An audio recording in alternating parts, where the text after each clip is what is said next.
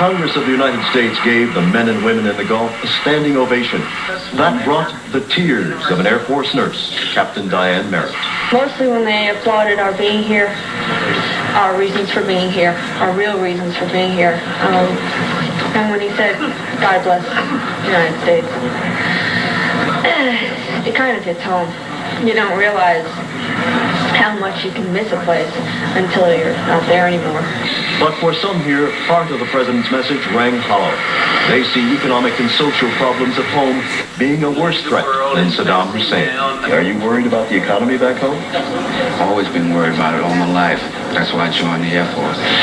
No wars, just immoral. No one should have to fight each other. And as the president finished his message, it was sunrise, and time for another day of war.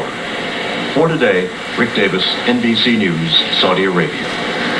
And it may be a busy day at that hospital with the latest reports of casualties. We'll switch back to Bryant. All right, Deborah, thanks very much. We want to get more on the fighting being reported in and around that port city of Khafji. Let's go to Saudi Arabia right now in Dhahran, where Rick Davis is standing by. Rick, what do you have for us? Well, Bryant, the official figures now, 10 Marines dead.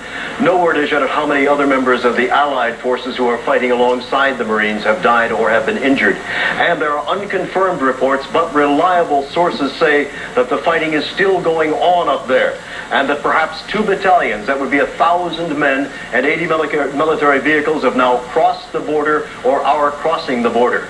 The fighting has been described as hellacious. It has been said that there's never been anything like it in this war. There are now the first casualties in this conflict on the ground, and it's 10 Marines dead. Right. Rick, are officials there still viewing it as a probe or a lure to get the U.S. to initiate a ground offensive?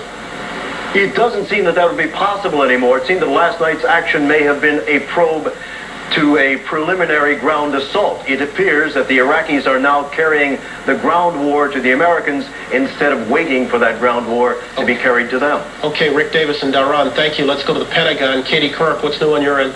Well, Bryant, we're actually not hearing those reports that there's continued ground fighting with that many men. I'm hearing here that there continues to be sporadic fighting in and around the port city of Khafji, but obviously in the fog of war, information trickles here to the Pentagon, sometimes rather slowly. They were able to penetrate 7 miles at Khafji, 21 miles west of the city of Khafji, and then 7 miles even further west. And that's because there has to be a buffer zone. U.S. and allied forces have set up defensive positions that far away because obviously they have to be away from their artillery range. That's why you've been hearing so much about those Marine shoot and scoot operations where they go up, fire, and then get the heck out of there. So actually they can encroach a great deal into Saudi Arabia before encountering any allied troops, which in this case it seems is what they did. That's right. All right. Katie Couric at the Pentagon, thanks so very much. Our time has just about run out. We got time just for a goodbye up to New York to Deborah Norville and Faith Daniels, and to wish everyone a good day. For all the folks in New York and Washington, thanks so very much. Enjoy your Wednesday.